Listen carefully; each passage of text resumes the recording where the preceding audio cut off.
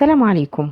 الإخوانجية بيتمنظروا قوي ويقولوا على دولة آل عثمان إنها دولة خلافة إسلامية وإنهم أمراء مؤمنين ومسنودين على حكاية إن آخر خليفة عباسي اتنازل لسليم الأول عن الخلافة دي. طيب النهاردة هنثبت لهم إن كل ده ما حصلش ولا كانوا خلفاء ولا أمراء مؤمنين.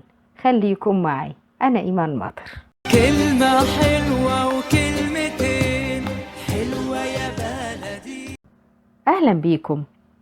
بعد سقوط دولة الخلافة العباسية في بغداد اتنقلت أسرة الخليفة للقاهرة اللي أصبحت مركز للخلافة في حماية دولة المماليك القوية، بس كان خليفة له كل السلطات الروحانية من غير ما يحكم. وكان سلاطين المماليك عاملين للخليفة وعيلته وقف خيري علشان يقدروا يصرفوا منه على نفسهم، والوقف ده كان عبارة عن إيراد صندوق نذور السيدة نفيسة رضي الله عنها، وكان بيجيب لهم فلوس كويسة.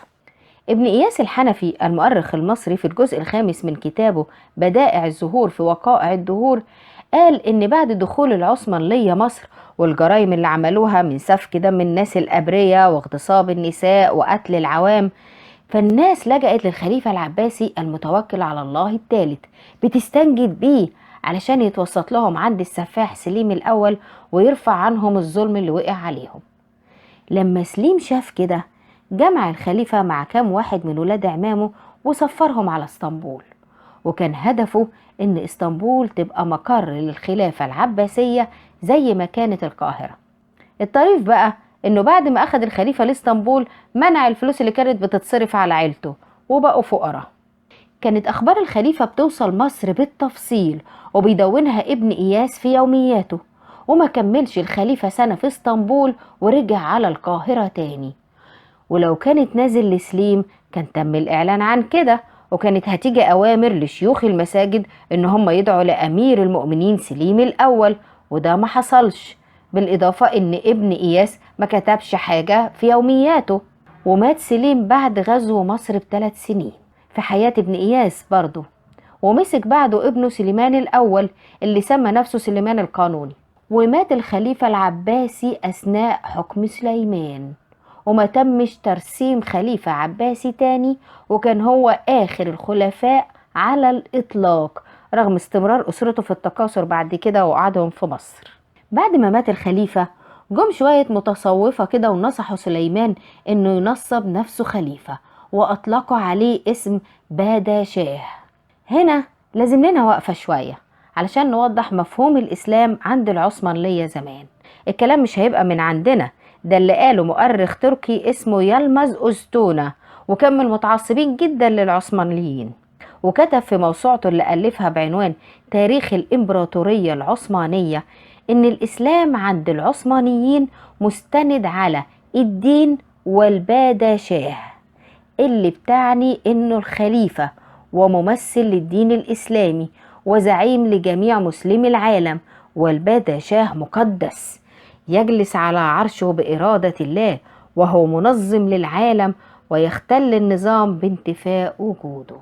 ورغم ان فقهاء السنة رفضوا حكاية الخلافة دي لانهم اتمسكوا بان الخليفة لازم يبقى له نسب لقبيلة قريش، الا ان سليمان ما سألش فيهم واعلن نفسه خليفة منه لنفسه كده.